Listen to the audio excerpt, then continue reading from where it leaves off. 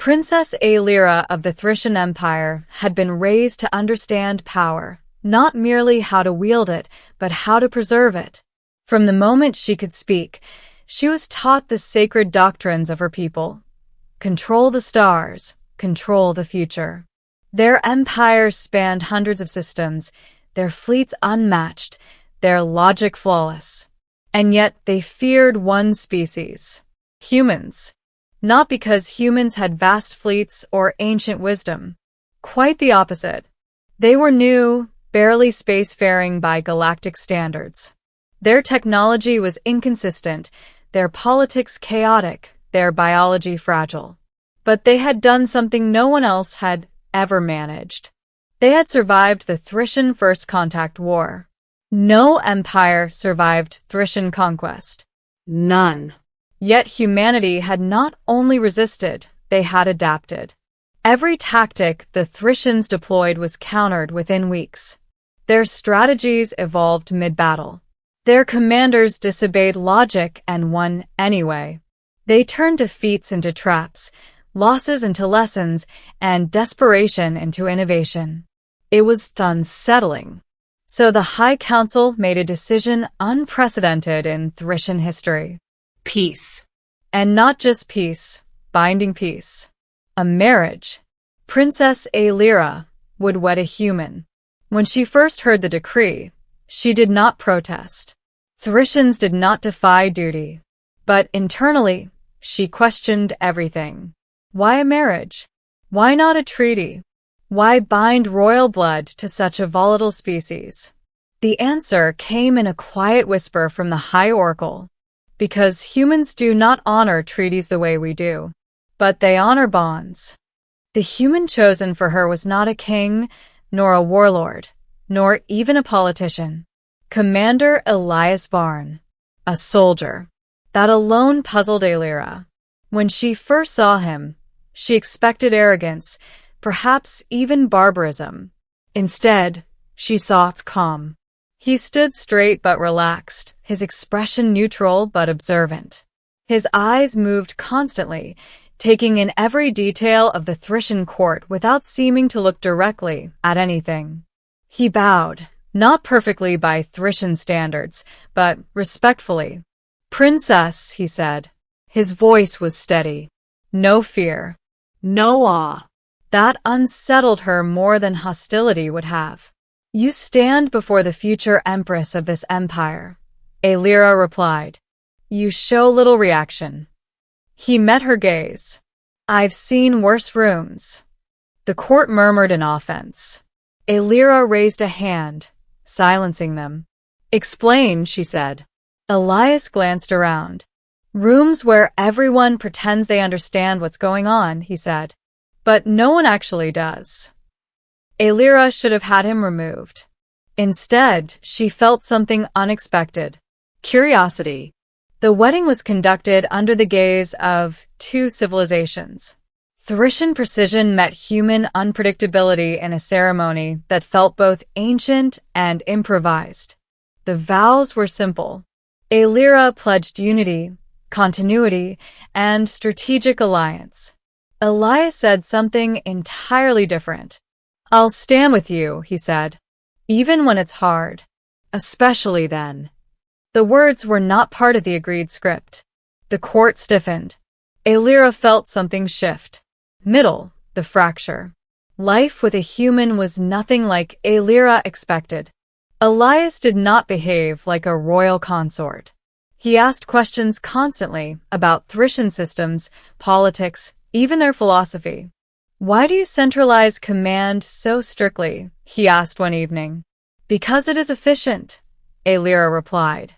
"It's also fragile," he said. She frowned. "Explain." "If your central command fails, everything fails," Elias said. "Humans don't do that. We spread responsibility around. Messy, but harder to break." "That is illogical." "Yeah," he said. "But it works." Their conversations became frequent and increasingly intense. Aelira began to notice something troubling. Elias didn't think like a Thracian. He didn't follow linear reasoning. He jumped between ideas, connected unrelated concepts, made decisions based on incomplete data. And yet, he was often right. Then came the incident. A border colony went silent. Thrishan doctrine dictated a calculated response. Gather data, analyze patterns, deploy force only when probabilities were favorable. Elias disagreed. We need to act now, he said. We lack sufficient data, Alira replied. That's exactly why we need to act now. That is contradictory. No, he said. It's human. She hesitated. Then, against every instinct and every protocol, she authorized a joint mission under Elias's command. The colony was not silent. It was under attack. A rogue faction, former Thrishan military, had seized control. They had adapted human tactics, using unpredictability against their own empire. Alira watched in disbelief as Elias took command. He didn't issue rigid orders. He asked questions. What do we have? What's changing? What don't we know? Then he did something unthinkable. He split their forces. Divide and adapt, he said. That weakens us, Alira argued. It makes us harder to predict. The battle was chaos. Human ships maneuvered unpredictably, breaking formation, regrouping, improvising. Thrishan ships struggled to keep up. But the enemy faltered. Because for the first time, they faced something they couldn't calculate. They won. Not cleanly, not efficiently, but decisively. Afterward, Alira confronted him. That was reckless, she said. Yeah, Elias replied. You could have failed. Yeah. You could have died. He shrugged. Yeah. She stared at him. Why? Elias looked at her, his expression softer than she had ever seen it. Because waiting would have guaranteed they died. That night, Alira could not sleep. She replayed the battle over and over. The unpredictability, the adaptation, the refusal to follow rigid logic. And she realized something terrifying. Humans didn't win because they were stronger. They won because they refused to think the way everyone else did. The truth revealed weeks later, Alira gained access to restricted archives, records from the First Contact War. She expected chaos. Instead, she found something far more disturbing. Patterns. Humans lost battles, constantly. But every loss changed them. Every defeat made them better. They studied failure not as an endpoint but as data. And then they evolved. Not biologically, strategically, emotionally, psychologically. They adapted faster than any known species. And then she found the final report. Conclusion: humanity cannot be defeated through conventional means. Reason: they do not remain the same opponent twice. Alira felt a chill. That was why the Empire feared them, not because of what they were, but because of what they could become. Ending. The choice, the peace, did not last. It never does. A faction within the Thrishan Empire rejected the treaty. They saw humanity as a threat that needed to be eliminated before it grew stronger. They launched a preemptive strike, not against military targets, against Earth. Alira stood in the command chamber as reports flooded in. Human defenses were overwhelmed, civilian casualties rising. Elias stood beside her, silent. Too silent. You knew this could happen, she said. Yes. And you still agreed to peace? He nodded. Why? Elias looked at her. Because peace isn't about eliminating risk, he said. It's about choosing what's worth risking. Your people are dying, she said. I know. And you are calm? I'm not calm, he said quietly. I'm focused. Then he turned to her. I need your help. The plan he proposed was impossible. They would not defend Earth. They would strike at the faction's command structure, deep within Thrishan space. Decapitate the attack, he said. That violates every doctrine we have, Alira replied. It also ends the war faster. Alira hesitated. Everything she had been taught told her this was wrong, reckless, illogical, dangerous. But she thought of the colony, of the battle, of the archives, of the truth.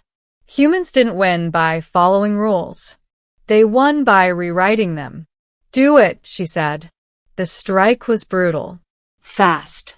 unpredictable, relentless. Elias led the mission personally. Alira watched as human and loyalist Thrishan forces moved like something new, something neither empire nor species had ever seen before. Not rigid, not chaotic, but adaptive.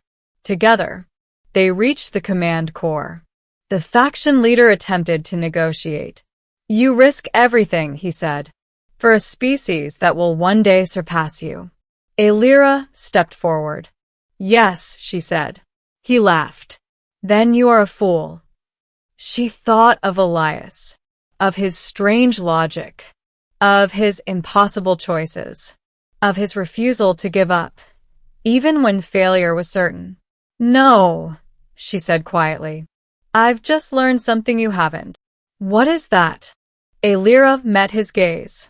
That the future doesn't belong to those who control it. She paused. It belongs to those who can change it.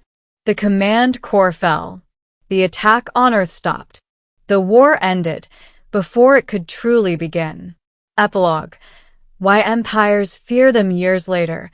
Alira stood beside Elias on a quiet world, one not claimed by empire or alliance, just shared. You understand now, Elias said. Alira nodded. Yes. Say it, he said. She looked at the stars, at the vast, uncertain future. Empires fear humans, she said slowly, because they cannot predict them. She turned to him, because they do not remain what they are. Elias smiled. They become what they need to be. Alira took his hand. Once, she had married him for peace. Now she understood. It was never peace that made humans dangerous. It was hope.